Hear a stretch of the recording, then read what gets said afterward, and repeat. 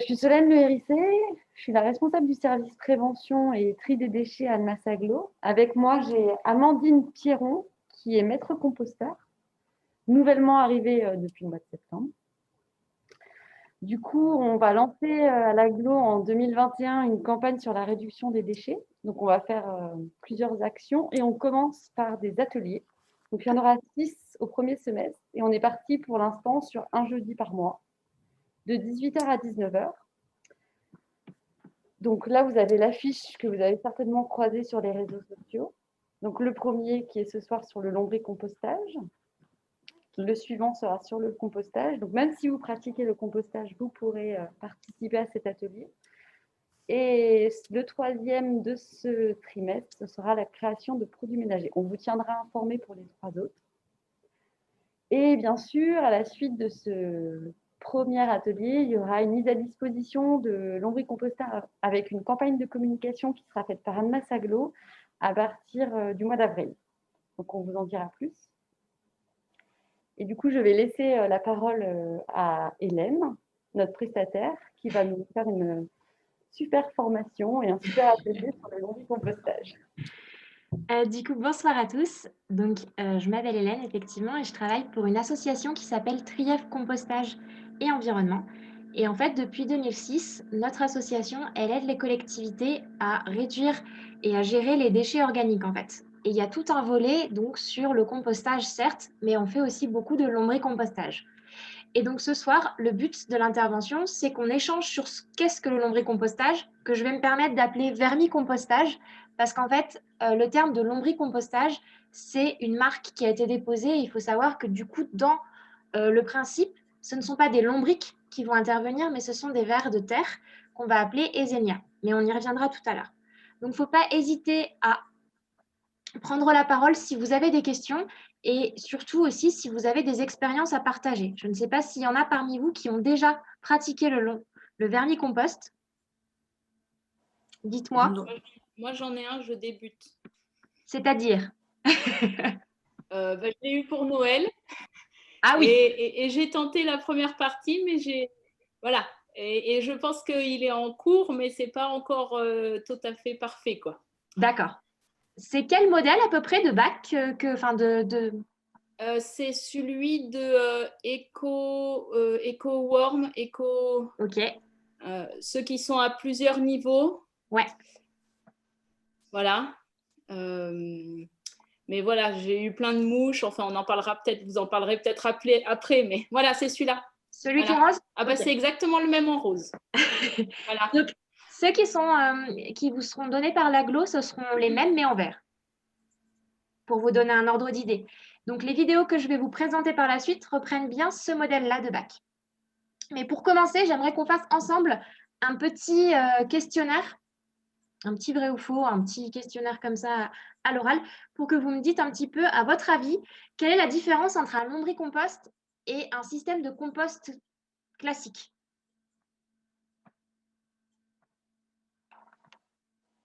Déjà, on n'est pas dans la terre au sol. On est déjà hors sol, on est d'accord. Dans le compostage, on est dans un contenant. Ok. Voilà, on est hors sol, quoi. Tout à fait. Et puis du coup, dans le compost, oui. Vous y ajoutez les bêtes? C'est-à-dire? Les bêtes, elles viennent d'où, du coup? Ah, c'est ça. Donc, effectivement, on va appliquer un principe qu'on appelle l'ensemencement. Donc, il faudra effectivement se procurer des vers. Autre différence que vous pouvez constater, à votre avis, c'est quoi? Dans un compost normal, il y a plein d'autres bêtes que des lombrics, que des vers de terre. Il y a plein d'autres décomposeurs. Tout à fait. Là, effectivement, en fait, quand vous allez pratiquer le concept de vermicomposteur, vous allez faire un peu un élevage de vers de terre. Ça va être un peu vos animaux de compagnie. Et donc, du coup, les règles sont un peu plus strictes quand vous pratiquez le lombricompostage que quand vous allez faire du compost classique. Les vers Esénia, ils sont, à votre avis, sensibles à quoi? Qu'est-ce qui va les perturber? Qu'est-ce qui peut créer que vos vers, en fait, ils ne vont pas être bien et ils vont mourir? Tout ce qui est pesticides, toxines, produits toxiques. Alors, on part du principe que du coup, dans vos déchets organiques que vous allez mettre dans votre vermicompost, ça n'aura pas d'impact sur le ver de terre. Mais c'est vrai que d'un point de vue technique, le ver de terre, il n'a pas de peau. En fait, tout passe au travers de sa paroi muqueuse. C'est ce que vous allez souvent appeler la bave. En fait, c'est la paroi qui le protège. Mais ce qu'il va détester vraiment, ça va être tout ce qui va être soleil. Si vous avez déjà vu un ver de terre qui essaye de traverser, bah forcément, en fait, il va se dessécher. Donc, dans un vermicompost, c'est le même concept. C'est-à-dire que quand vous allez devoir vider vos étages, la lumière, en fait, va être son point faible, un peu sa kryptonite. Mais il va y avoir aussi également tout ce qui va être variation de température. C'est-à-dire que les Esénias, comme la plupart des vers de manière générale, ne supportent pas les températures trop basses et ne supportent pas quand il fait trop chaud. C'est pour ça qu'il faut, quand vous avez votre vermicompost, réfléchir vraiment où est-ce que vous allez l'installer. Il faut que ce soit souvent dans un endroit où il y a très peu de variation de température. Typiquement, par exemple, un garage ou une cave. D'accord? Ok. Moi, le mien, par exemple, il est dans ma cuisine. Après, voilà, ça dépend aussi les convictions, enfin, le degré d'acceptation de certaines personnes, puisque j'ai entendu madame qui disait qu'elle avait eu effectivement des petites problématiques de mouches. On le verra aussi tout à l'heure. Pourquoi est-ce que vous allez vous retrouver avec des mouches si vous ne respectez pas certaines, comme je vous le disais au départ, règles un peu drastiques? Ça veut dire, pardon, ça veut dire que ce compost, on peut le mettre dans une cave. Ça peut tout à fait aller se contenir dans une cave. Tout à fait. Ok. Tout à fait. Et est-ce qu'on peut le mettre dehors, sur un balcon? Si on le Ou met sur un justement, là, il balcon, y a il faut trop de faire variations? attention à ce que vous ne soyez pas plein sud, parce que s'il y a du soleil, ben, en fait, ça risque de dessécher vos vers trop fort. Donc, en fait, souvent, si vous les mettez sur un balcon, on vous conseille l'hiver de les enrober, enfin, d'enrober le contenant extérieur de carton pour essayer de garder une température constante. Et l'été, de bien penser à réhumidifier, à mettre de l'eau. Par exemple, avec des cartons humides ou bien des tissus aussi, des vieux t-shirts en coton. Voilà. Et du coup, ça se déplace facilement ou pas? Ça doit En fait, ça peut être là, vous ne le lourd. voyez peut-être pas sur la photo, mais en fait, il y a un plateau en bas qui est avec des roulettes. La D'accord. vidéo de présentation du matériel que je vais vous diffuser vous le montrera peut-être plus précisément. Ok. Alors, pour la voir, ça se déplace très facilement, effectivement. Il y a Ok, aucun super. souci. Après, il faut savoir qu'arrivé à un certain... Donc, le modèle de bac que je vous montre là sur le milieu, c'est pour à peu près une famille de 4 à 5 personnes, Ok. pour vous donner un ordre d'idée.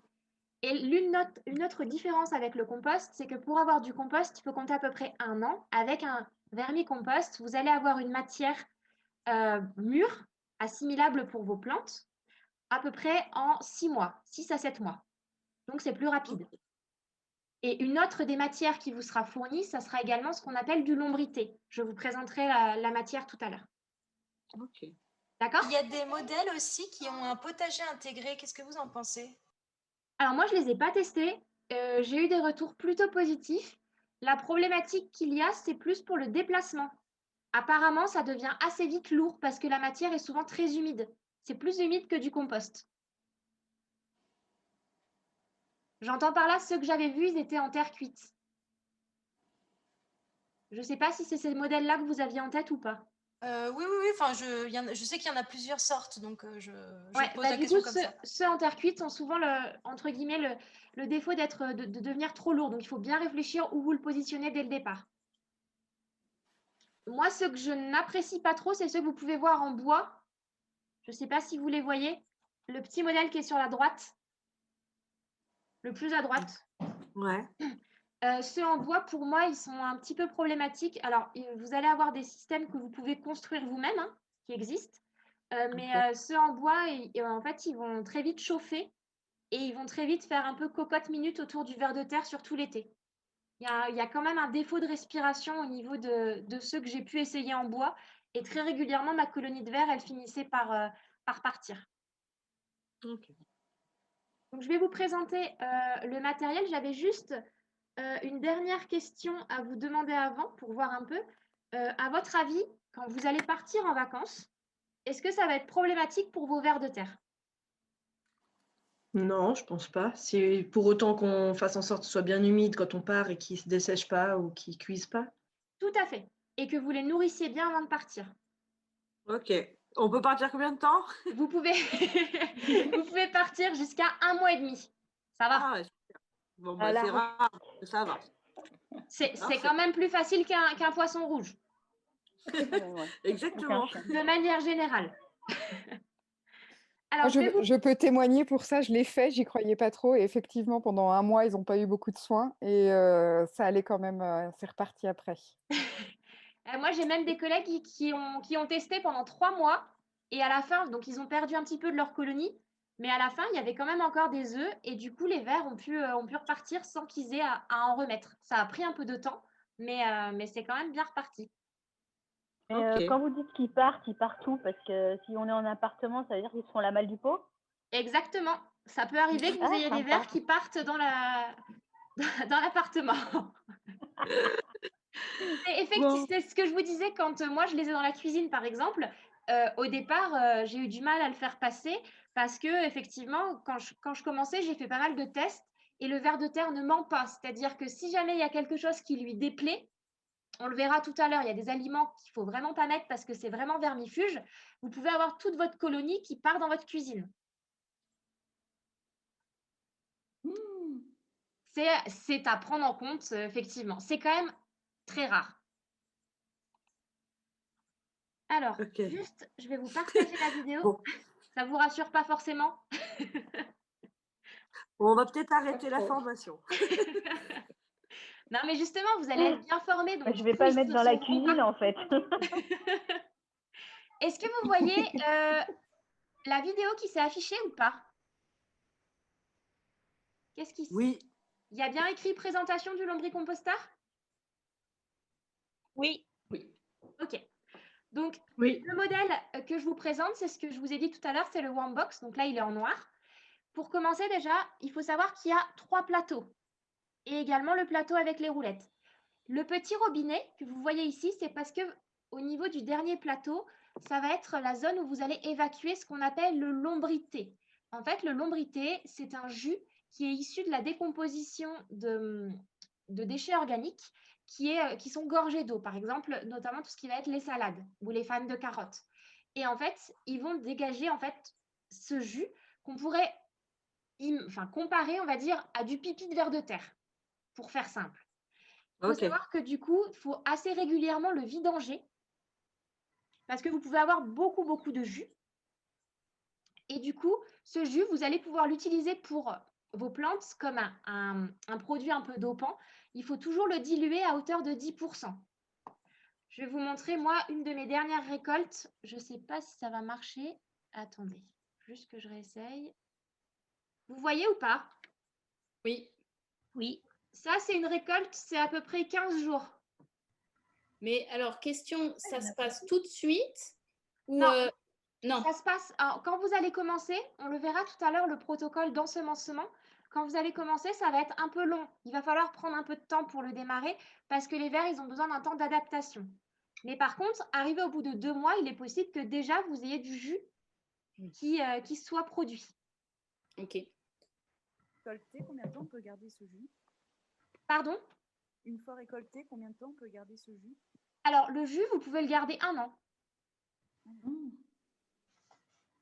Et on peut le mettre dans le jardin aussi, on peut mettre... Toujours en le diluant, parce que si vous ne le en diluant. diluez pas, c'est un herbicide. Ça va tout D'accord. brûler. Ok. Ah ben, par contre, ça peut être intéressant quand on a besoin d'enlever des herbes à des endroits. Alors, l'impact sur le long terme, je ne suis pas sûre que ça n'asphyxie pas votre sol. Ça ne tue pas Ok. les bactéries aussi qui sont intéressantes pour votre jardin. Donc, je ne Ouais. pourrais pas vous dire. Moi, je l'utilise toujours dilué dans mes jardinières, en fait. Une fois Ok. par semaine à peu près. Ok. Donc, je vous repartage juste Et à quelle dilution? à Parce hauteur que de moi, 10%. j'ai perdu des plantes, oui. Toujours à hauteur de 10%. 10%, ok. Donc, on continue sur le matériel de manière générale. Hop. Tout le monde voit bien? Oui. Oui. Oui. Donc là, ça vous permet de voir les différents étages. Elle vous les montre bien. Il y a donc 3 étages. quand vous allez commencer, on le reverra tout à l'heure, évidemment, on va déposer un seul étage. Et vous ajouterez les étages au fur et à mesure du processus. Les étages sont tous avec des trous. C'est normal. En fait, les vers de terre, ils vont naviguer d'un étage à un autre. Donc, c'est pour leur permettre le passage.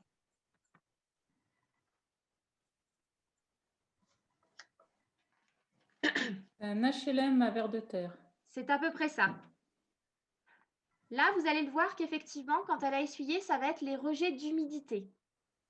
C'est pour ça que je vous ai dit tout à l'heure qu'il y allait avoir des règles un peu drastiques pour vraiment éviter d'avoir des moucherons ou des mouches qui peuvent se développer. Puisque quand vous allez mettre la matière organique, c'est une matière qui va entrer en putréfaction, en pourriture. Donc, il va falloir équilibrer, mettre une matière carbonée. Typiquement, les matières carbonées que vous allez pouvoir utiliser, ça va être les coquilles, les boîtes à œufs, par exemple, ou les rouleaux de sopalin, découpés en petits morceaux. Je vous dirai tout à l'heure le ratio, pour qu'on voit au fur et à mesure.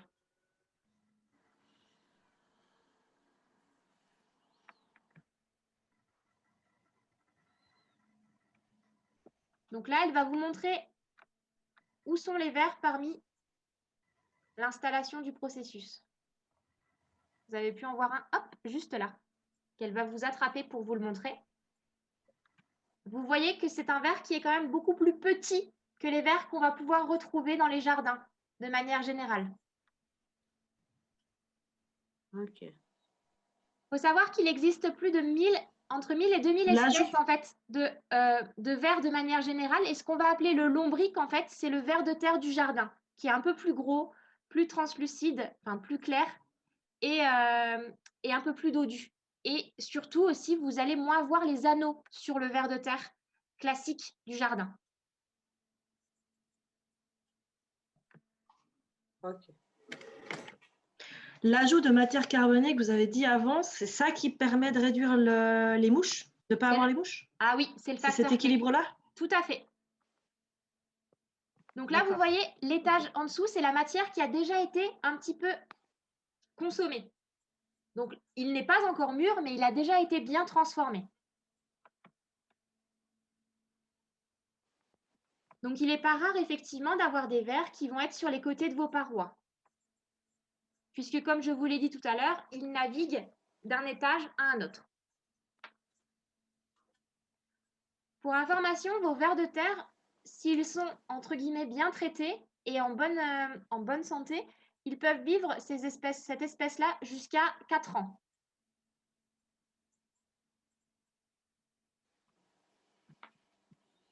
Tchac. Est-ce que vous avez des questions sur la... Bon, après, on a une colonie, donc on a des jeunes ou on a des vieux. Enfin, après... Tout à fait.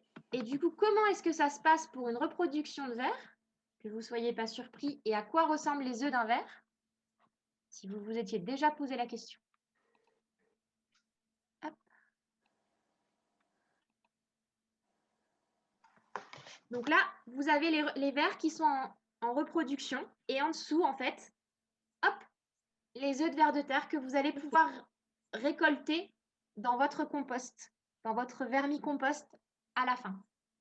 Ça peut être encore des œufs encore plus clairs, très orange.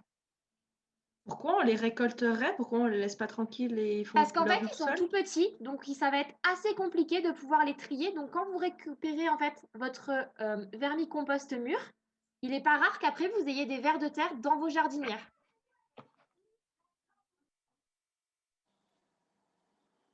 Ces œufs-là, ils font des fois... Oui, pardon.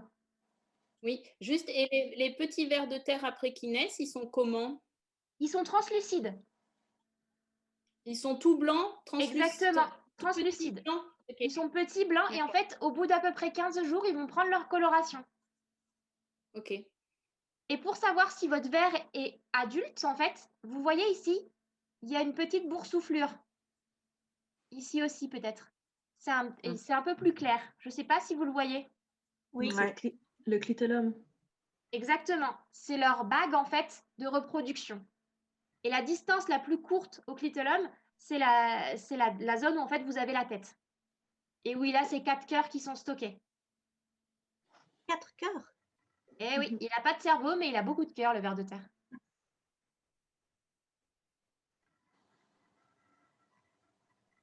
Mais donc, on doit on doit trier ces œufs pour pas les remettre dans le jardin? Alors, c'est un problème si tout d'un coup on a des vers de terre qui repartent dans le jardin? C'est pas un problème, non, du tout. C'est pour ça que je vous ai dit que souvent, à la fin, vous allez récolter des œufs quand même. Parce que vous n'allez pas pouvoir trier, en fait. La matière, c'est trop compliqué à pouvoir trier. C'est pas clair, Ah, ça? d'accord, mais on ne doit pas le trier. Non, vous ne devez pas le trier. C'est pour ça que je Ah vous ouais, ai faut dit que pas vous les alliez récupérer, récupérer. en fait. Comment? D'accord, d'accord. Ok. Je vous dis ça parce qu'il y a des personnes, Alors, quand moi, ils je suis font du désolée, j'ai pas tout lombricompost, compris là. quand ils font du vermicompost, à la fin, en fait, ils voudraient avoir une matière où il n'y a pas de vers de terre dedans. Pour le récolter, vous allez voir que c'est un peu plus compliqué. Bah, forcément qu'il y en a, quoi, en fait. On est d'accord. C'est pour ça que je vous explique pourquoi vous en avez. J'essaie Ok. d'adapter maintenant. D'accord. Mais du coup, on sait le nombre de vers qu'il peut y avoir dans ce lombricompost? Enfin, sur un lombric comme vous nous avez montré, on sait le nombre qu'il peut y Oui, avoir? vous pouvez avoir jusqu'à 5000 vers. Alors, j'ai pas entendu. Vous pouvez avoir jusque 5000 vers. Je n'ai pas entendu la réponse. Allô? Ok. Ouais, c'est vrai aussi. Vous avez entendu, pardon? Je crois que ça a C'est bon. bugué. C'est bon? Pardon. Oui. Oui, merci. Donc, effectivement, ça peut être assez conséquent. Ah oui, non, mais c'était, ouais. Je me disais, je n'arrivais pas à savoir combien il pouvait y en avoir, en fait. Je débute. Donc Merci. là, je vais vous présenter le rôle des matières sèches. Concrètement, comme je vous l'ai dit, si vous ne mettez pas de matière sèche, votre matière, elle va colmater et elle peut être responsable d'une invasion de moucherons. Personnellement, quand j'ai commencé, j'étais assez laxiste sur la matière sèche et je mettais mes coquilles, enfin mes boîtes à œufs, mais je les découpais de manière assez grossière. Et en fait, j'ai été tellement envahie de moucherons que je faisais presque une pellette de moucherons, de cadavres de moucherons par jour parce que j'étais pas assez rigoureuse sur cet apport de matière sèche. Il faut savoir qu'il faut en mettre à peu près un tiers à chaque fois que vous faites un dépôt frais. Vous pouvez déposer de la nourriture fraîche tous les jours, mais à chaque fois, il faut mettre de la matière sèche. Sinon, vous allez vous retrouver vraiment envahi de moucherons. C'est très important. Et il faut mélanger ensemble ou recouvrir? Alors, c'est là où il y a plusieurs écoles. Moi, ce que je vous conseille de faire, c'est d'en mettre une partie que vous allez mélanger avec ce qu'il y a, et ensuite vous remettez une couche de matière sèche par-dessus. Et à chaque fois que vous allez faire un dépôt frais, vous allez mélanger avec la couche de matière sèche que vous aviez mis la fois précédente. Et du coup, le tiers qu'on ajoute, c'est le total de ce qu'on mélange plus ce qu'on dépose dessus. Tout à fait. Et si vous voulez encore plus Donc en fait, impacter dans le tiers, il y a... Pardon. Dans le tiers en fait de matière sèche, il y a une partie à mélanger, une partie qu'on remet sur le dessus. Et quand on remet de la matière fraîche, on prend la matière sèche qu'on avait mise sur le dessus, qu'on mélange de. Tout à fait. Okay. Et vous pouvez, et si on met trop de matière sèche, qu'est-ce qui se passe?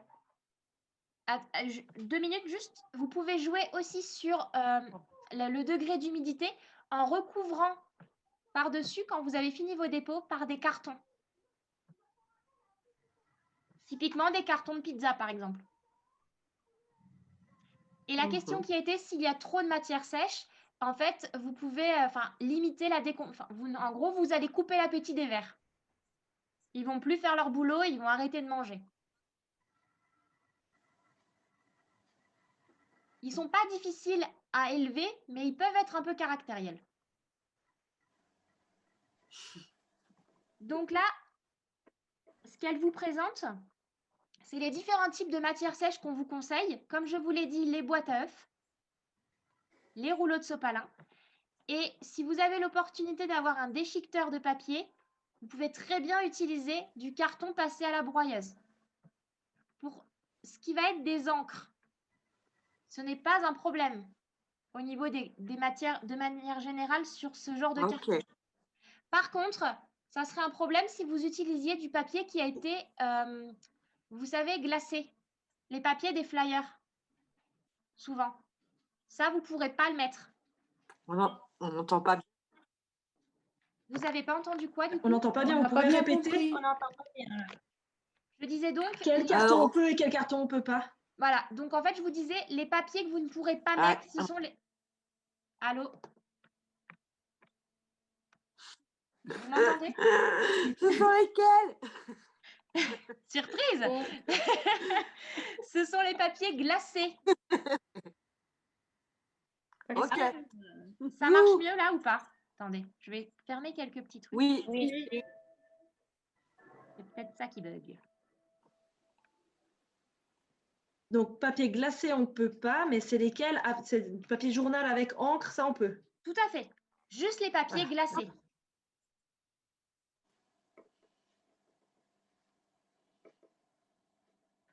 Donc, par exemple, les photocopies, moi, je travaille dans un foyer de vie. Des fois, il y a des photocopies qu'on met dans le tri sélectif. Là, on peut mettre. Tout à fait. Alors, je ne sais pas si vous allez voir. Je vais essayer de vous montrer à l'écran. Moi, j'utilise ça. C'est un mélange de papier, de photocopie avec du carton. Ok. Et ça va tout seul. C'est super. Hein, Qu'on met dans la broyeuse, par exemple, les papiers qui sont non glacés, mais qu'on met en broyeuse, on peut les récupérer pour le compostage. Parfait. Et du coup, les boîtes à œufs et les rouleaux de papier de toilette ou de sopalin, on les coupe en tout petits morceaux, le même Il faut standard vraiment que vous avez montré. que ce soit finement ciselé. C'est super. J'avais bien entendu, vous avez dit que vous mettiez les boîtes à pizza, c'est juste? Oui. Ça me permet d'enchaîner avec qu'est-ce qu'on va pouvoir mettre et qu'est-ce qu'on ne va pas pouvoir mettre en aliment dans un vermicomposteur. Alors, juste que je refasse un petit partage d'écran. Hop. Ça a l'air de mieux marcher là. Oui.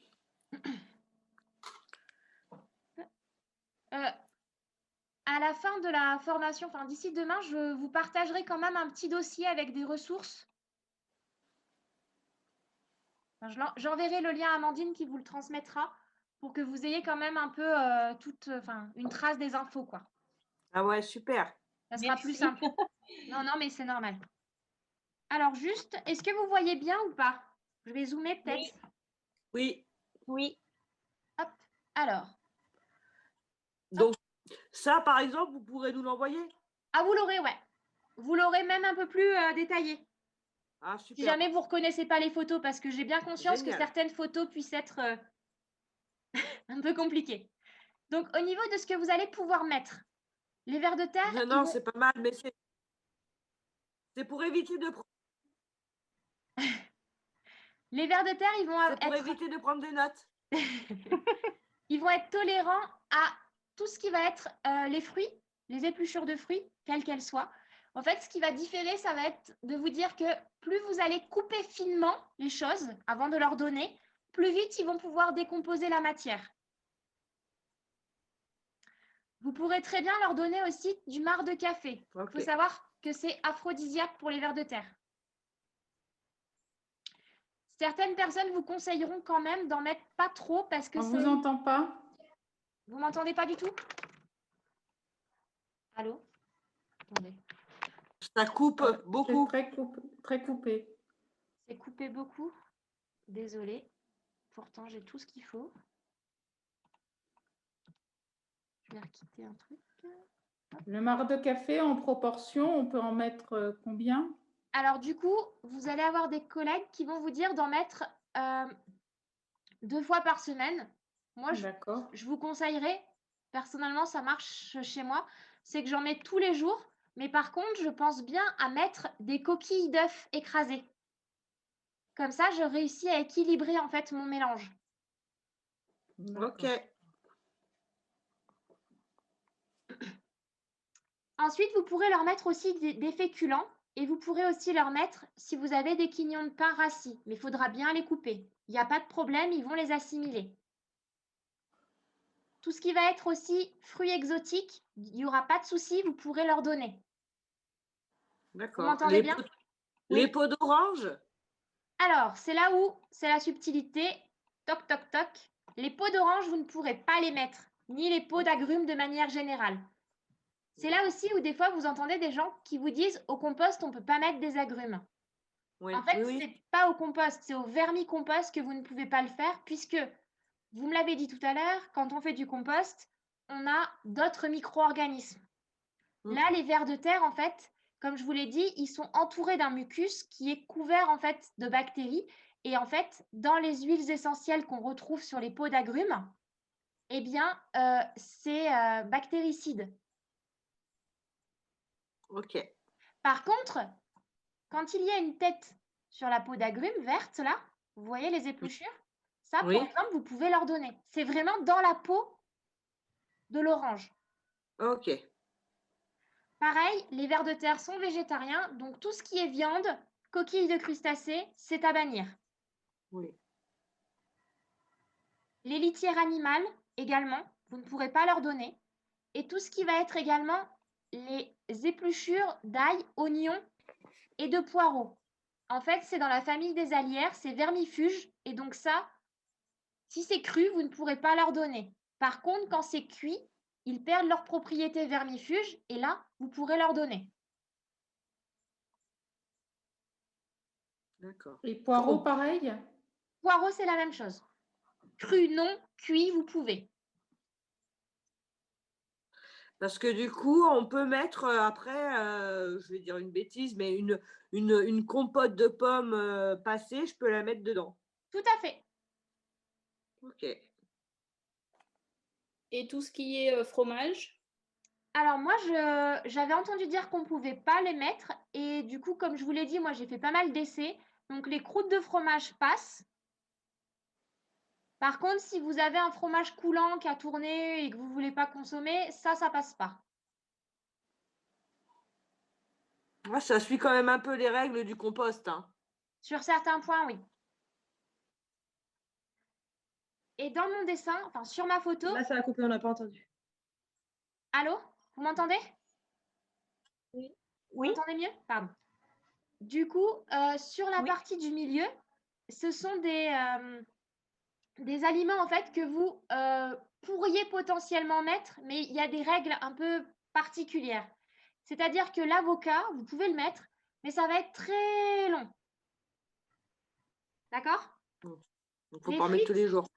Les frites, typiquement, en fait, je les ai mises notamment pour tout ce qui va être les huiles avec. Vous ne pouvez pas vider votre huile de friteuse dans votre lombricompost. Sinon, ça va s'agglutiner et ça va boucher en fait les trous que vous avez pu voir sur les plateaux. Ok. Et les gratins, donc là, c'est cuit, ok, mais s'il y a de la béchamel, c'est du produit laitier, donc ça peut être problématique.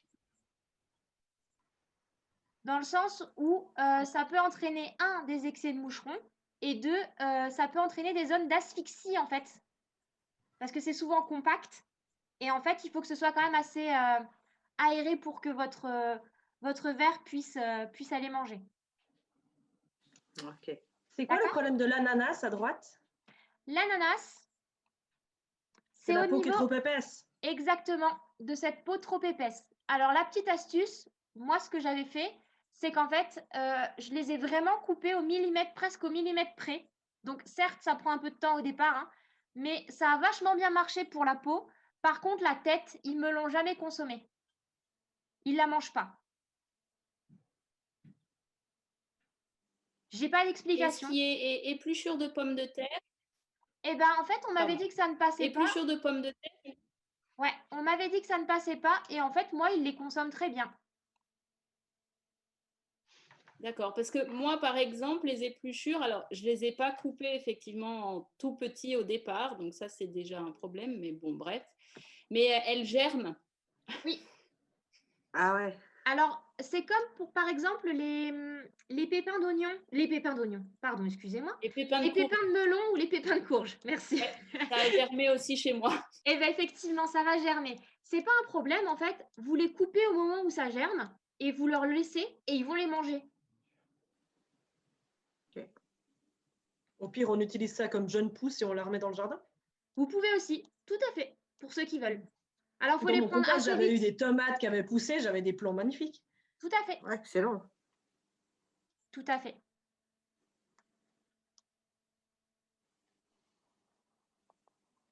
Et du coup, au niveau des matières sèches aussi, la petite subtilité, c'est si jamais vous aviez eu des fleurs séchées, un bouquet de fleurs séchées par exemple, eh bien, vous pouvez l'utiliser aussi comme matière sèche.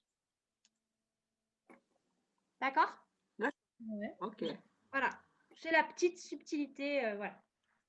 Merci. Je voulais vous montrer une petite vidéo pour que vous voyez comment ça se passe, la décomposition d'une feuille de salade. Et après, on verra l'ensemencement, si ça vous va. Yes.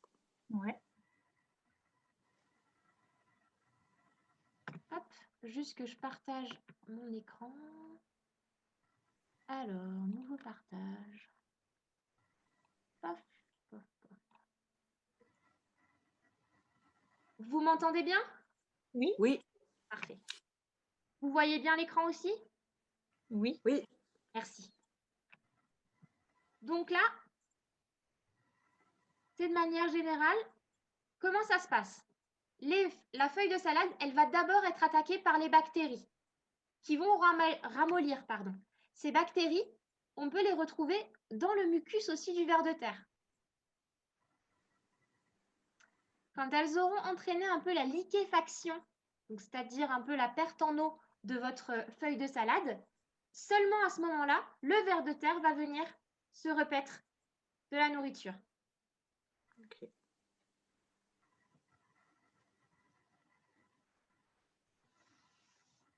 Et après, il va produire des crottes qu'on appelle des turicules.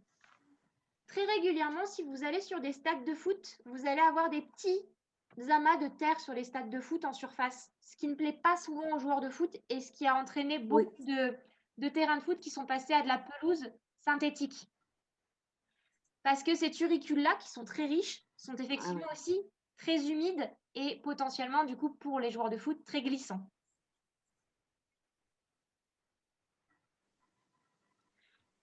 Et donc, en fait, cette matière-là, c'est cette matière qui va être très utile et très nutritive pour vos jardinières.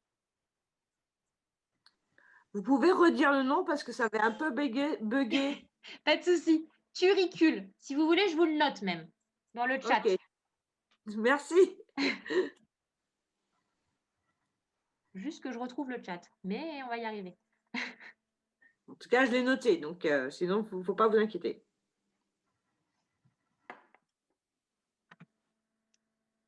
Hop. Merci. Il y a quelqu'un qui me l'a noté? Merci. Et donc, en fait, à un moment donné, ces turicules, ils vont être à nouveau consommés.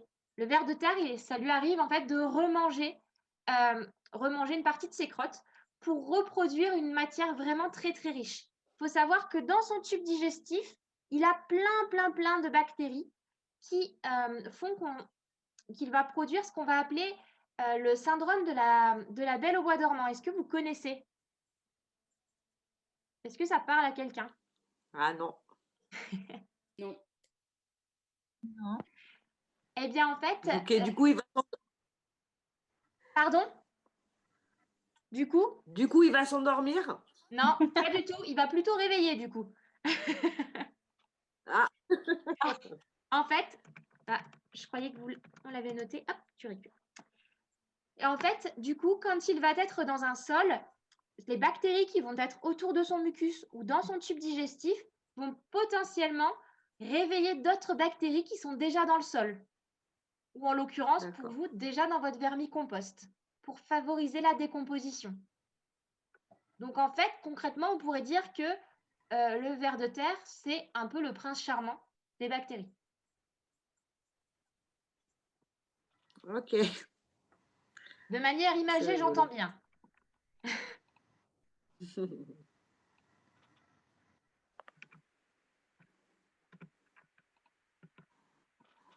Alors, hop, juste que vous puissiez revoir.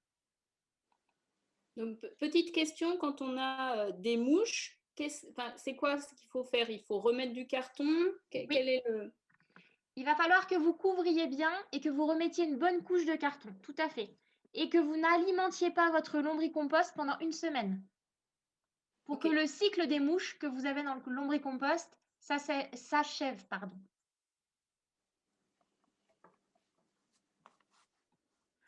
Alors, on va voir ensemble la mise en route d'un lombricomposteur. Vous m'entendez toujours bien? Oui. Vous me dites, hein. Mais là, ça va. Hop. Donc, quand vous allez faire votre lombricompost, vous allez prendre le premier plateau. Ensuite, au fond de ce premier plateau, vous allez installer un carton qui est fourni normalement dans le kit. Vous avez tout pour la mise en route.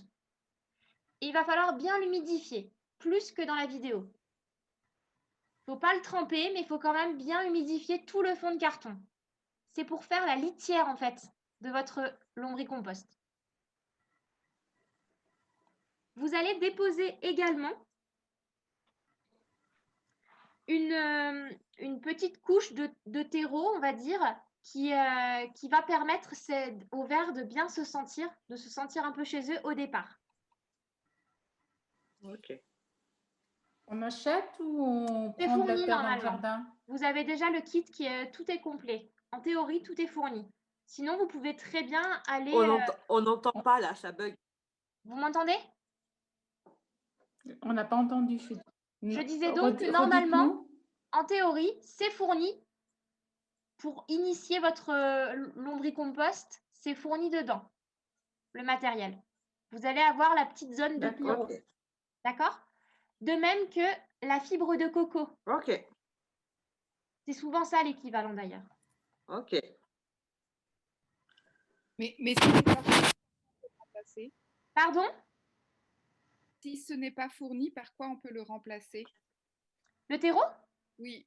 Vous pouvez très bien aller récupérer du compost mûr sur un site de compostage ou bien de la terre dans un jardin. L'équivalent d'un bac à glace de 1 litre.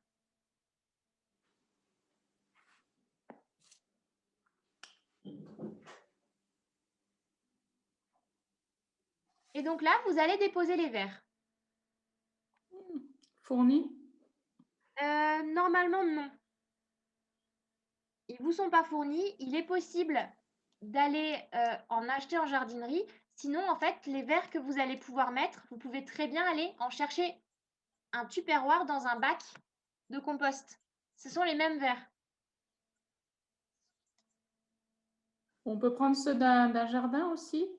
Alors non, ceux d'un jardin, non. Il faut vraiment qu'ils viennent d'un bac à compost. Parce que souvent, ceux d'un jardin, ce sont l'Ombricus terrestris, c'est le ver de terre classique. Il faut vraiment qu'il soit petit. Bac à compost, c'est où? Et bien du coup, sur l'agglo, vous avez pas mal de sites de compostage partagés. D'accord. Ah, d'accord. Vous pouvez leur demander d'en prendre. Ok. Et si vous connaissez des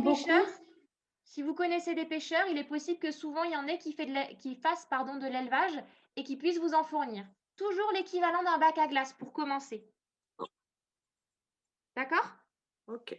Il faut 1 litre de verre de... Bah, vous de prenez 1 lombric. litre, vous prenez 1 litre de matière. Souvent, dans 1 litre, comme ça, vous allez avoir à peu près 300 grammes de verre. D'accord. Et c'est des verres qui peuvent être utilisés pour la pêche? Ah, les truites adorent. Et oui, pour la pêche en mer. Alors là, je ne suis pas assez calée. Je ne peux pas vous dire. Moi, je fais que de la pêche de rivière, ça marche bien.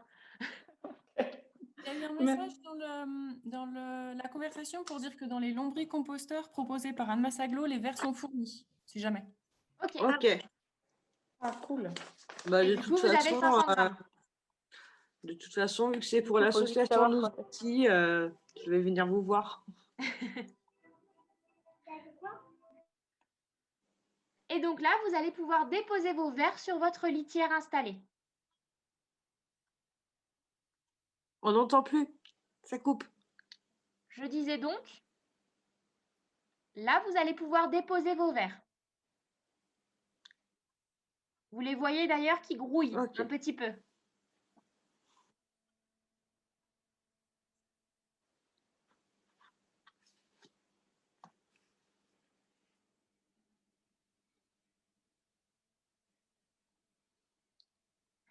Et donc, comme vous venez dans de les dans la notice du lombric... Ah, pardon. J'écoute, allez-y, dites-moi. On ne vous entend pas. Je disais, allez-y, posez votre question. Ah oui, dans la notice du lombricomposteur, moi que j'ai le rose là, mais qui correspond à celui-là, il disait de mettre beaucoup plus de terreau en dessous. Donc c'est vrai que, est-ce que c'est utile ou pas? Alors là, sur la vidéo, vous voyez, elle en a pas mis non plus énormément. C'était pas le bac à glace comme je vous ai dit. C'était plus petit. Il faut vraiment mettre le bac à glace. Oui, alors que sur la notice, ils mettent presque 3-4 cm sur la totalité. Oui, alors au départ, en fait, il faut leur faire un petit halo au milieu. Donc, ce n'est pas forcément hyper intéressant d'en mettre sur tout le long. Il y en a qui font ça parce qu'il paraîtrait que ça leur permet au verre de s'accoutumer plus vite. Ok. Ouais, donc faut pas en mettre beaucoup non plus, quoi. Non. Par contre, dès que vous allez ensemencer, il va falloir que vous les nourrissiez, mais pas leur donner trop à manger d'un coup. On donne à peu près, si vous avez mis 500 grammes de verre, vous allez donner à peu près 2 poignées de déchets frais, d'épluchures. D'accord? Par jour. Non, non. Là, on est sur l'ensemencement, au moment de le mettre en route. Ok. Et on étale au niveau de là où on a disposé la litière. D'accord?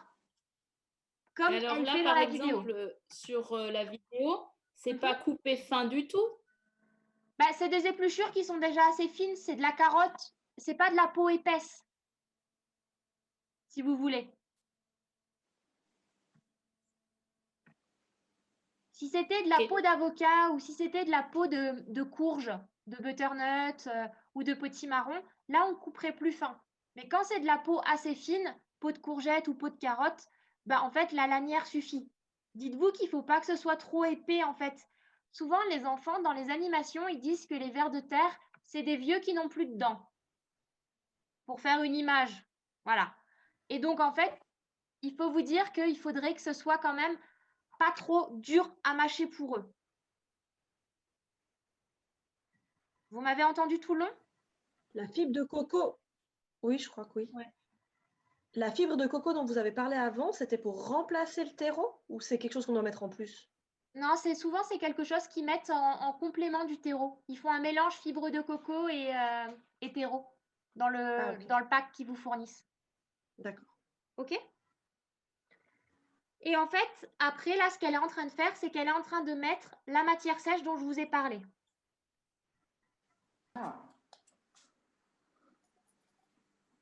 Donc, évidemment, comme elle vient de commencer, là, elle met vraiment une bonne couche sur le dessus des déchets. Elle gratte un petit peu pour étaler. On n'a pas tout en... Il ne faut pas en mettre de trop, c'est ça? Quand elle en met un débute petit la peu, matière ouais, sèche? c'est ça. Et là, elle installe, ça vous est fourni également. C'est un tapis également en fibre de coco. C'est le tapis pour garder l'humidité. Très régulièrement, il est mangé rapidement par les vers. Il se décompose. Vous pouvez le remplacer par des cartons, comme je vous l'ai dit tout à l'heure, des cartons à pizza, ou bien par des tissus en coton humide. D'accord? Ah oui. D'accord. Mais le but, c'est de garder cette couche tout le temps ou ça, au bout d'un moment, on n'en aura plus besoin? Il faut la garder tout le temps pour limiter vraiment les moucherons. Ok. Donc, il faut de temps en temps aller au premier plateau et vérifier qu'il y ait bien un carton. Alors, là, vous venez de commencer. Donc, en moyenne, on estime qu'il faut à peu près 10 à 15 minutes pour lancer le lombricompost. Mais vous n'allez pas pouvoir leur donner à manger en quantité comme vous aimeriez dès le départ. Il faut y aller progressivement pour qu'ils s'habituent. Et donc, vous allez souvent mettre à peu près 2 à 3 mois avant de remplir tout votre premier étage. Pour qu'un lombricomposteur soit vraiment opérationnel, il faut compter 1 mois et demi. Donc, au départ, ce que vous allez faire, c'est que de la semaine 1 à la semaine 3 de votre lancement, vous allez leur apporter à peu près une assiette de déchets par semaine. D'accord? Ensuite, de la semaine 4 à la semaine 6, vous allez passer à 2 assiettes, toujours avec un tiers de matière sèche. Ça ne change pas. Et de la semaine 7 à la semaine 9, on va passer à 3 assiettes. Et après, vous pourrez remplir 2 fois par semaine, autant que vous voulez. Pardon.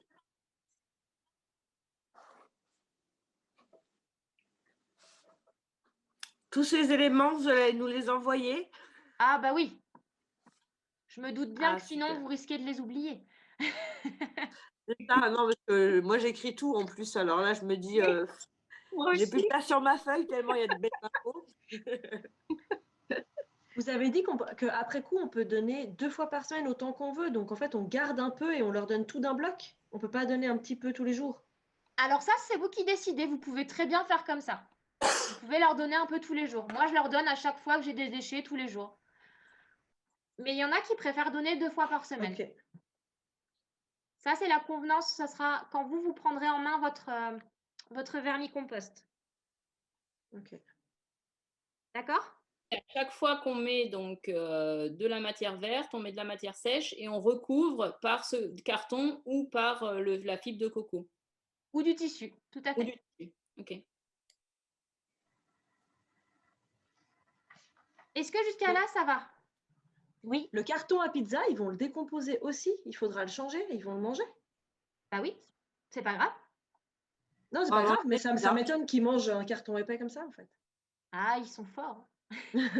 Non, ça va se ramollir vraiment, ça va se tasser et ils vont finir par faire des trous dedans. Est-ce que le carton, on doit l'humidifier lui-même ou on le laisse juste sec et c'est lui qui retient l'humidité? Le carton du fond, vous l'humidifiez. Le carton du dessus, il va être humide sur l'intérieur, donc vous n'avez pas besoin de le réhumidifier plus que ça. D'accord. Ok? Ok. Et le tissu, ils mangent aussi le tissu ou pas? Oui, le tissu, ils vont le décomposer aussi. Humide. Tout à fait. D'accord. Ok. Donc là, je vais vous montrer la dernière étape, c'est quand vous allez devoir rajouter un plateau.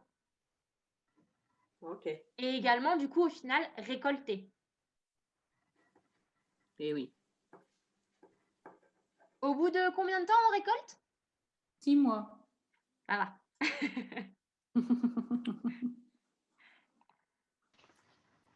Donc là, vous voyez, elle va remettre un plateau. Le plateau est arrivé à peu près à la moitié, même aux 3/4. Donc, elle va réinstaller en fait le plateau par-dessus. Il faut en enlever un petit peu pour en mettre sur le plateau qui est initialement présent. OK? Tout simplement pour mettre un petit peu de vers de terre dans ce premier plateau. Et puis aussi un petit peu de déchets. On n'a pas tout entendu. Redites cette phrase, redites juste ce que vous venez de dire. Attendez, hop. Je disais donc, elle remet un plateau et elle remet un petit peu de verre dans ce plateau pour ensemencer en fait, pour qu'il y ait déjà un petit peu de vers de terre et qu'il sache qu'il va y avoir de la nourriture au-dessus. OK? Donc, on peut mettre un plateau, on peut rajouter un plateau, même si celui d'en dessous n'est pas complètement décomposé.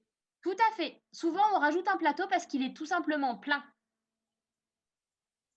Il n'y a pas de vitesse de rajout de plateau obligatoire.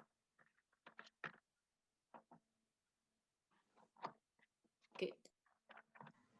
Donc là, vous allez voir comment elle va récolter.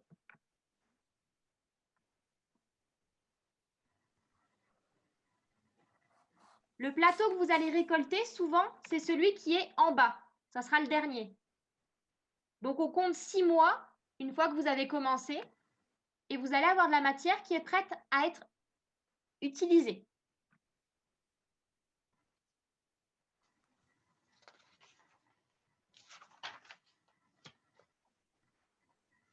Donc là, vous voyez, c'est la matière qui est prête à être utilisée.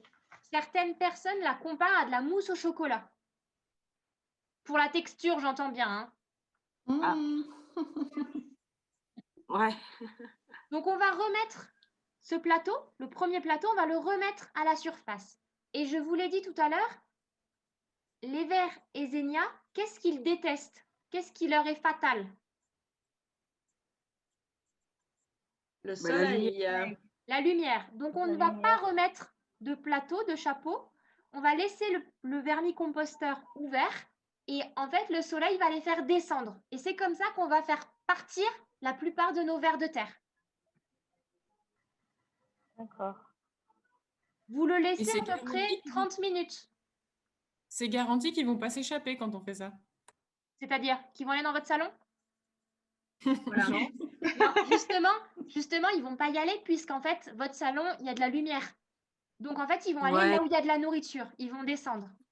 Voilà, en bas, ça sentira de la nourriture en bas. Ben, c'est ça. En bas, c'est chez eux, en fait. C'est leur maison, pardon. Donc, en fait, ils ne vont pas remonter pour redescendre sur les côtés des parois et aller sur dans votre maison. Ça les intéresse bien mieux d'aller chercher la nourriture en dessous. Et donc, au bout de 30 minutes, quand les vers sont partis, vous allez le voir. Artificielle, ça a le même effet. Pardon? Je ne vous entends pas bien. Une lumière artificielle, ça a le même effet que le soleil? Parce que moi, Non. j'ai mon lombricompost qui est au sous-sol, mais j'ai jamais récupéré de... Alors, il faut essayer. En fonction de l'intensité lumineuse, ça peut fonctionner. D'accord. Okay. Et après, vous n'avez plus qu'à creuser tout, enfin récupérer toute la matière et c'est prêt à être mis dans vos plantes. C'est comme un compost. On ne va pas l'enfouir dans le sol, on va le mettre à la surface de la jardinière. Ok. Ou à la surface de son carré potager, qu'importe.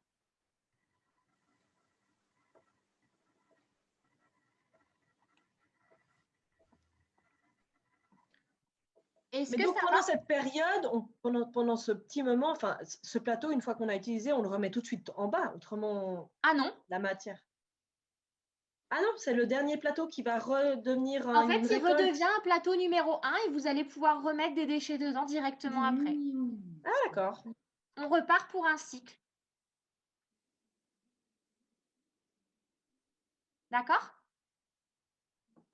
Oui, d'accord, merci. Et donc ça, ce qu'on récupère, c'est pas à mélanger avec de la terre. Enfin, là, pour le coup, on peut l'utiliser brut. On ne peut pas l'utiliser 100% pur pour faire du semis parce que c'est pareil, c'est très très riche et c'est très gluant. Mais par contre, si vous avez déjà une base de terreau ou une base de compost dans une jardinière, vous le mettez par-dessus et puis ça va tout seul. Ah oui, d'accord. Okay. Ok, donc dans ce premier plateau, on repart en fait avec de la matière fraîche, de la matière sèche. Tout à fait. On refait l'ensemencement, le changement de plateau comme je vous ai montré sur la vidéo et ça repart pour un cycle. Et le dernier plateau, le plateau du bas, ça redeviendra le plateau que vous allez récolter. Okay. Et du coup, donc les vers, ils montent, ils descendent, ils montent, ils descendent. Exactement, par les percolations que vous avez dans vos planches. Ok, merci. Et du coup, quand on récolte... Pardon. Cette matière, une fois qu'elle a été récoltée, vous pouvez la garder à peu près 6 à 7 mois. On la garde un peu moins longtemps que du compost parce qu'elle s'assèche assez vite. Mais voilà, ça vous donne un ordre d'idée. Mais du coup, on peut évidemment, faut attendre que le plateau de tout en bas redevienne dans cet état de mousse au chocolat. Donc, on utilise pendant 6 mois ce qu'on vient de récolter. Puis pendant ce temps-là, il y a de nouveau quelque chose qui se crée dans le compost. En fait, du coup, vos autres plateaux vont équilibrer. Vous n'allez pas mettre tout le temps pendant 6 mois dans un seul plateau.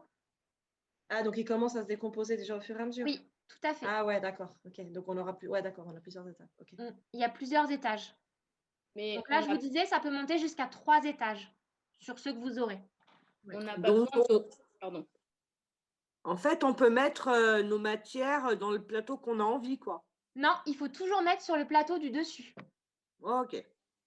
Elle va descendre de toute façon, cette matière. Oui, ils vont la monter, la descendre et ainsi de suite. Ok. On n'a pas besoin de réensemencer une fois qu'on a déjà récolté. Non, parce que les vers, comme je vous l'ai montré, vous le laissez ouvert, les vers, ils vont descendre. Les cas où vous êtes obligé de réensemencer, c'est quand vos colonies meurent. Votre colonie est morte.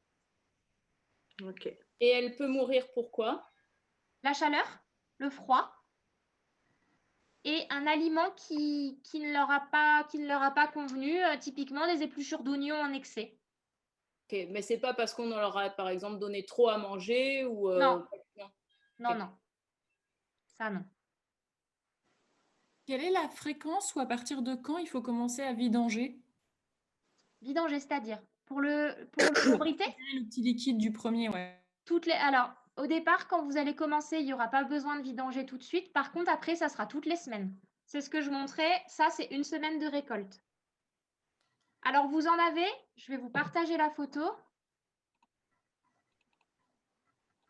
pour que vous voyez. Hop, pardon. Et quand on démarre, c'est à peu près quoi? C'est au bout de 3-4 mois ou, Au bout d'un mois, des fois, vous en avez. Si vous êtes un grand consommateur de légumes verts, vous allez en avoir assez vite. Ok. Hop, est-ce que vous allez voir? Vous voyez? Vous avez un petit récipient en fait que vous allez pouvoir mettre sous le robinet. Et après, souvent, en fait, on va vite remplir des bouteilles. Ok. Et ça, on peut partager. Ça, vous pouvez le donner. Ouais, ouais.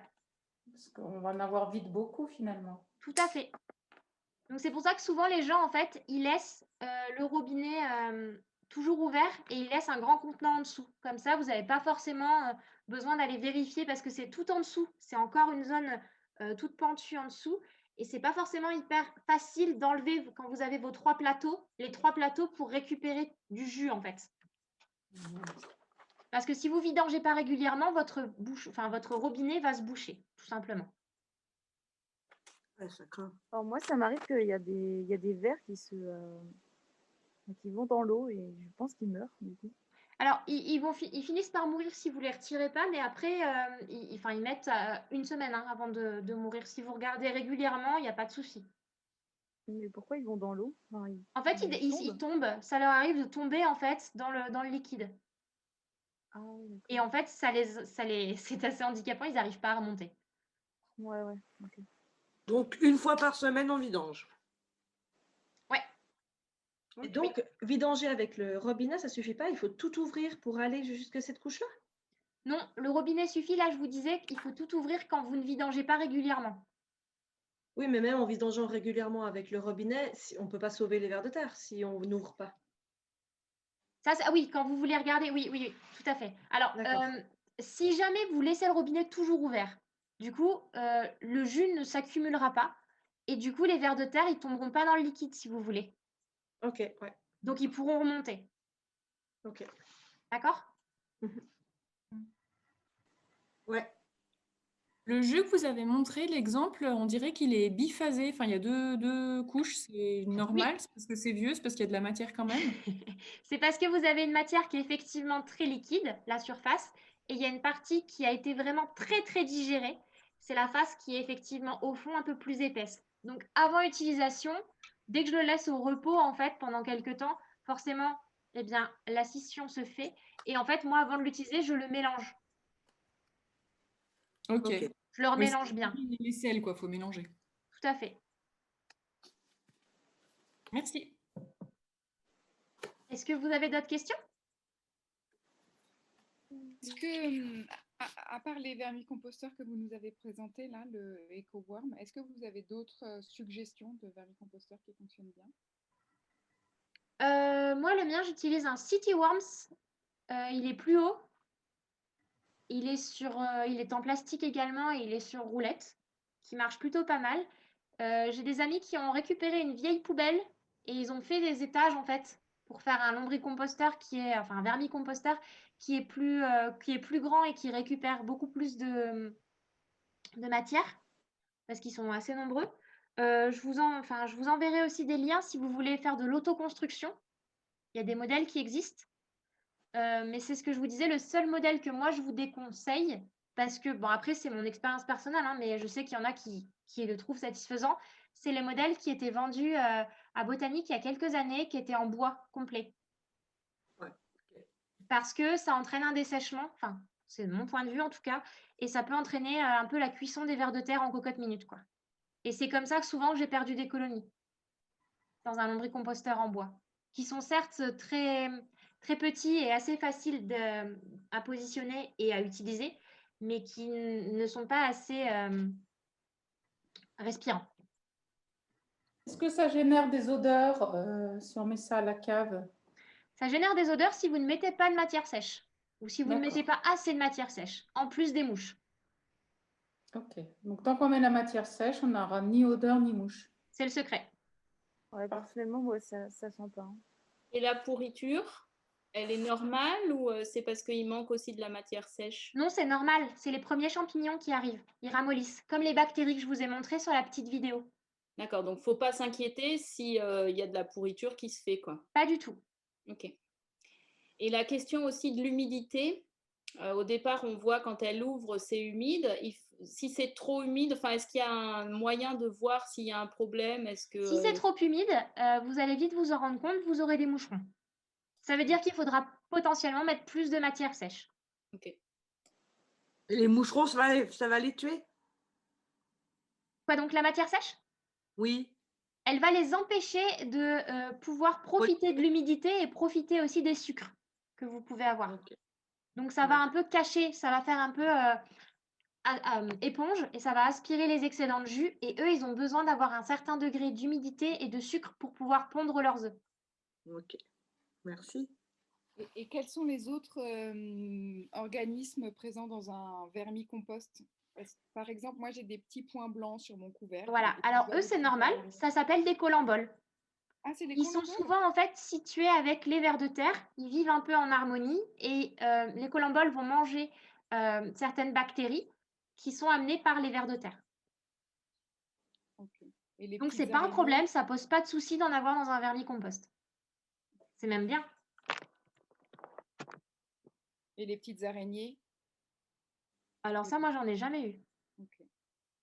Et j'en ai jamais vu dans un vermicompost. Ah oui? Ah bah. Vous en avez? Je prendrai une photo. Ah oui, ça m'intéresse. Ouais. Je me suis demandé ce que c'était. Et les petits insectes, je ne sais pas si c'est des insectes ou quoi, mais non, ce n'est pas des insectes, mais qui sont tout plats, noirs, puis qui sont un peu ovales. Voilà, il y a trop de détails. Tout plat. les cloportes? Ouais, on dirait. Et ils vont très vite. Vous en avez dans un vermicompost? Ben, là, j'en ai vu, ouais. Vous avez mis des déchets ligneux? Ah oui, il y avait peut-être dans mon compost de base, oui, il est fait avec ça. Ouais. Et ça vient avec des déchets ligneux, tout ce qui est bois, feuilles. Okay. Vous pouvez en avoir. Donc en fait, au final, si ils n'ont plus rien à manger, ils finiront par soit mourir, soit partir. D'accord, merci. D'accord. Donc c'est pas trop conseillé de mettre du bois ou des feuilles dans le lombricompost. Ça n'a pas d'importance, c'est pas grave. Le fait qu'il y ait des cloportes, ils vivent en parcimonie, enfin en harmonie ensemble, donc il n'y a pas de problème. C'est pas des prédateurs. Ok, ça leur fait des copains. C'est ça. C'est juste que certaines personnes trouvent ça peu ragoûtant, c'est tout. Ok. Et vous avez parlé d'une durée de vie des vers, mais on est d'accord qu'ils s'autogèrent tout seuls sur la reproduction et sur tout ça. Oui, vous n'avez pas besoin d'aller surveiller, il n'y a pas de problème.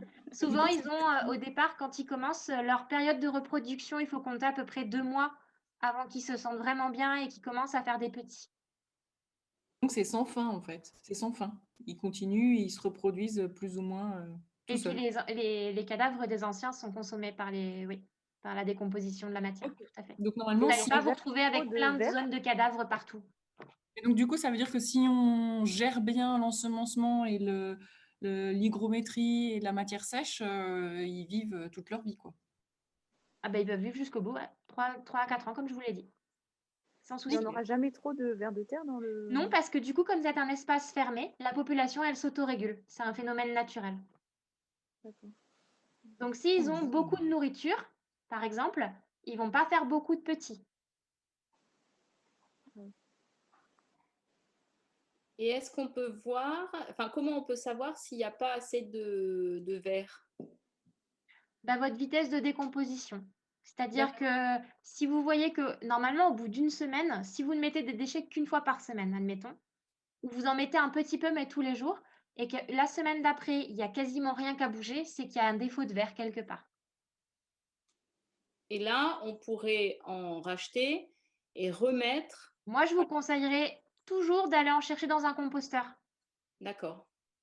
Plutôt que d'aller en acheter. Ou de trouver quelqu'un qui fait du lombricompost, enfin du vermicompost, et qui vous en donne un tupperware. Il y a un site qui s'appelle Vers de Terre, je crois. Enfin, Vers de le chiffre. Oui. .org, un truc comme ça, je crois, sur Internet. Et c'est une base de données de gens qui ont des vers et qui proposent de les donner. Ouais. Ah, c'est don, peut-être don. Don de verre, non? C'est pas ça? Ah oui, ouais. c'est ça, oui. Oui, c'est ça, oui. Ouais. Bon, cela dit, j'ai jamais trouvé quelqu'un, mais... Vous aviez aussi, c'était le site Plus de verre, je ne sais pas si ça existe toujours, qui référençait aussi si vous faites du vermicompost. Ouais, merci. Plusdeverre.com. Il est dans le chat, si vous voulez. Merci. Ça a une cartographie qui référence les personnes qui font du lombricompost et qui pourront potentiellement vous en fournir si besoin était. Ok.